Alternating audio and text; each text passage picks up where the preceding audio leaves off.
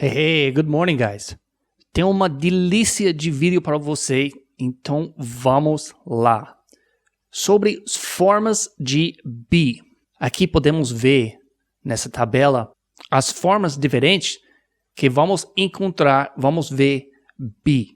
A primeira coluna, o verbo é no forma base, base form.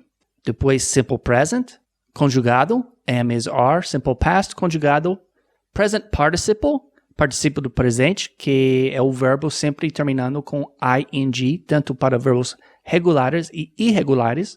Past participle, neste caso um verbo irregular, que é a terceira coluna na nossa lista de verbos irregulares. Para verbos regulares termina com id. E a última coluna é na forma infinitivo, infinitive, tu mais o verbo, normalmente. Vamos lá. Esse é um exemplo quando o verbo to be está conjugado no simple present. How are you? I am fine. Johnny is fine too. Fácil, não? No simple past, passado simples. How were you? Como estava? Ontem, por exemplo. Yesterday. I was fine. Com certeza você lembra as conjugações para todos os sujeitos do módulo anterior. Como o past participle. How have you been? Esta é a mesma pergunta de how are you no presente, simple present. How were you no simple past, só que com o tempo verbal present perfect. Lembramos que temos uma conexão desde o passado até agora. Então, desde a última vez que te viu, como você estava? Como você tem sido? Aí temos o verbo auxiliar have e nosso verbo principal be na forma de past participle, been. I have been fine. Tenho sido bem. Estava bem. Um exemplo no present participle. He is being nice.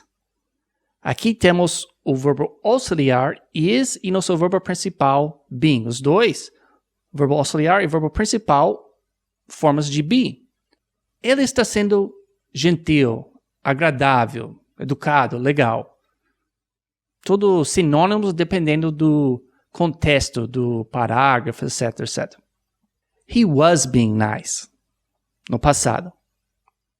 He likes to be nice. Ele gosta de ser gentil, agradável, ou talvez ele gosta de ser legal. Aqui, o to be não está fazendo o papel de verbo principal, e nem verbo, na verdade. Com certeza você lembra do módulo das formas do verbos e voz passiva, que para ser um verbo tem que ter um sujeito. Aqui nosso sujeito he e verbo likes, he likes.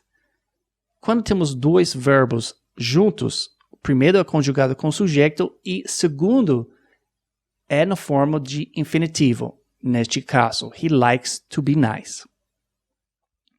Neste exemplo, can he be nice?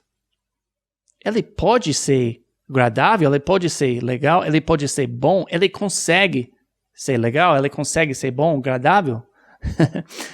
Essa é com o verbo auxiliar de modo, que é um certo tipo de verbos auxiliares irregulares, podemos dizer.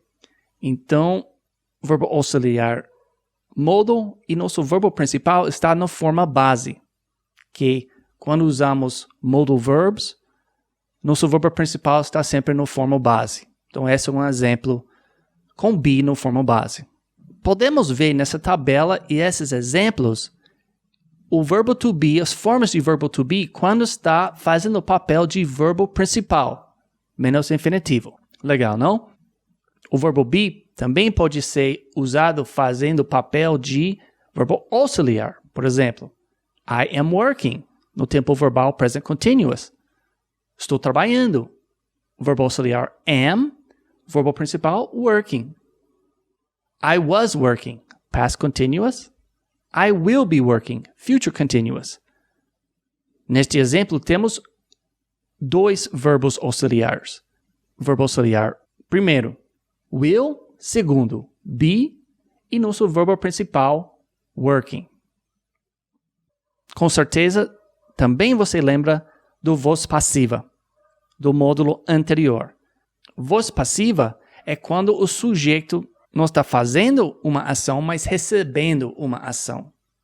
E a construção para fazer voz passiva é uma forma do verbo to be mais o verbo principal no past participle.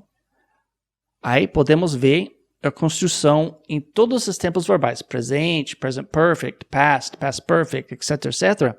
Aí nossa forma do verbo to be fazendo o papel de verbo auxiliar e nosso verbo principal no past participle.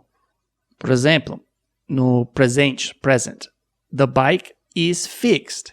Fixed, arrumado. Fixed é de arrumar e no past participle, fixed, um verbo regular. Então, simple past e past participle, a gente acrescenta o ed. Joia! E para lembrar as formas do verbo be, simplesmente entre em contato com a idioma nas suas mídias preferidas. Lendo, escrevendo, ouvindo músicas, assistindo vídeos e etc. E com certeza neste curso você vai estar entrando em contato de várias formas de be muitas vezes. Eu acho que dá também para entender por que o be é a segunda palavra mais comum na língua inglesa, não é? Neste vídeo entendemos e com certeza caiu a ficha das várias formas de be.